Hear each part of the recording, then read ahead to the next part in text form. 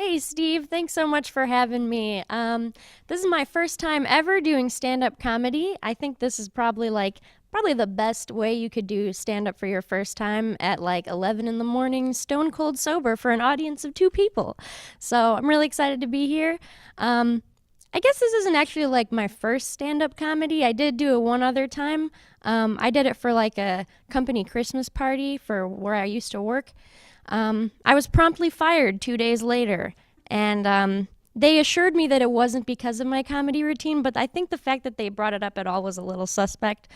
Um, so I guess I'll just like tell a story instead of trying to do jokes. This is a story about The Sound of Music, which many people have seen. I used to watch it all the time when I was a kid. I feel like everybody did. We all had it on VHS tape. My mom used to play it for us, and we would sing along to all the songs. And then when I was in middle school, they put it on at my school, like our drama production. And I remember sitting there, and it got to Act Two, where like the World War II stuff started getting really real. I was like, I don't remember any of this. Like the last thing that I remember seeing was, the like when they all sing and then they go upstairs to go to bed.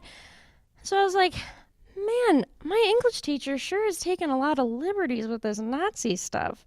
And then I go home and I'm like, Mom, you'll never believe what Mr. Berchter did to The Sound of Music.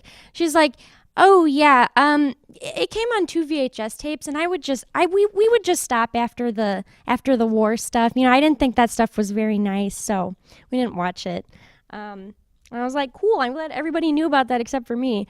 There was this other job that I had I think the worst job that I ever had was I was a janitor at a pool. And it just sucked, obviously.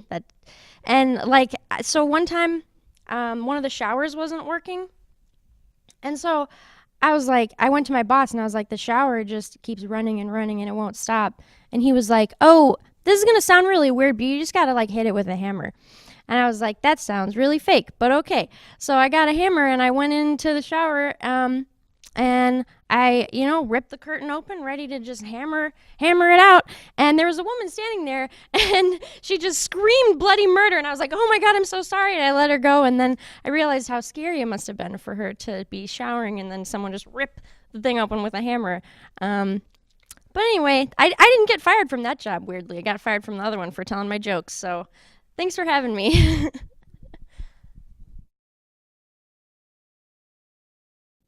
Mitch Mitchell, come join me at the intersection of Hollywood and or Broadway. Thanks for being on the show. Absolutely. Yeah. Thanks for having me. That was great. Stand-up comedy. I love how stand-up comedy sometimes is just telling stories, not slinging jokes. That's true. Yeah. So tell us a little bit about what brings you to different jobs. Right now I have this job. I run my own TV show too, the Mitch Mitchell Variety Hour, and that's like the first job where I've actually been able to do comedy and stuff like that. And my other jobs have been like working at pools and stuff. So. Well, that's a big difference, and I know the difference. I tell you, the Mitch Mitchell Variety Hour is at a full hour. No. Oh, we can't do a full hour quite yet. Me neither, but we're working on it. So what kind of variety do you have on your show? We have all kinds of things. We usually do kind of more like sketch, but yeah, that kind of thing. That's great. Well, we sure enjoyed having you on Steve Gadlin Star Makers, and I hope everyone also tunes into the Mitch Mitchell Variety Hour. Did I say it right? Awesome. Thanks for being on the show. Thank you so much. It was great to be here.